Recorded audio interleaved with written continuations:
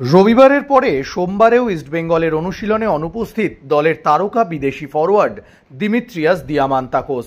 প্রথমে মনে করা হয়েছিল সামান্য শারীরিক অসুস্থতার কারণেই অনুশীলনে আসেননি লাল হলুদ সমর্থকদের প্রিয় দিমি। তবে এদিন খোঁজ নিয়ে জানা গেল শনিবার অনুশীলনে পায়ে হালকা চোট পেয়েছিলেন দিয়ামান্তাকোস। সেই কারণেই তাকে নিয়ে অতিরিক্ত সতর্কতা নিয়েছে ইস্টবেঙ্গল টিম ম্যানেজমেন্ট। এই ব্যাপারে হেড কোচ কার্লেস কুয়াদ্রাত বললেন, হ্যাঁ, ও আজকে অনুশীলনে আসেনি, তবে আমাদের মনে হয় না ওর ম্যাচ খেলতে কোনো অসুবিধা হবে।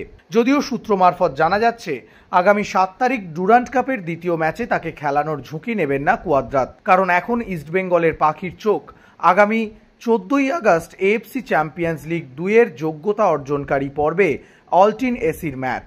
সেই ম্যাচের আগে দিমিত্রিয়াসকে পুরোপুরি ফিট রাখতেই হয়তো এই সিদ্ধান্ত নেওয়া হবে। অন্যদিকে দলের অধিনায়ক ক্লেইটন সিলভাকে নিয়ে চিন্তার মেঘ ধীরে ধীরে কাটছে। সূত্র মারফত জানা যাচ্ছে তার চোটের পরীক্ষার জন্য তাকে মুম্বাই নিয়ে গিয়েছিলেন টিমের ডাক্তাররা। সেখানে দেখা গেছে চোটের জায়গায় অনেকটাই উন্নতি হয়েছে, তাই এখনই তাকে না পেলেও আসন্ন ইন্ডিয়ান সুপার লিগের আগে তার পুরোপুরি সুস্থ হয়ে ওঠার সম্ভাবনা উজ্জ্বল। অন্যদিকে মাঠ ছাড়ার আগে তালাল জানিয়ে গেলেন, পরের ম্যাচে অবশ্যই গোল করতে চাই, গোল পেতে কার না ভালো লাগে, তবে দলের জয়টাই সব সময় আগে রাখতে চাই। সমর্থকদের থেকেও আমি প্রচুর মেসেজ পাই, ইস্টবেঙ্গলে আসতে পেরে তাই খুব ভালো লাগছে। অন্যদিকে এদিন সাইডলাইনের ধারে দীর্ঘক্ষণ দৌড়লেন নন্দকুমার, তাকে অনেকটাই ফিট লাগলো। মাঠ ছাড়ার সময় নন্দ জানিয়েও গেলেন এএফসির ম্যাচের আগে পুরোপুরি ফিট হয়ে যাবেন।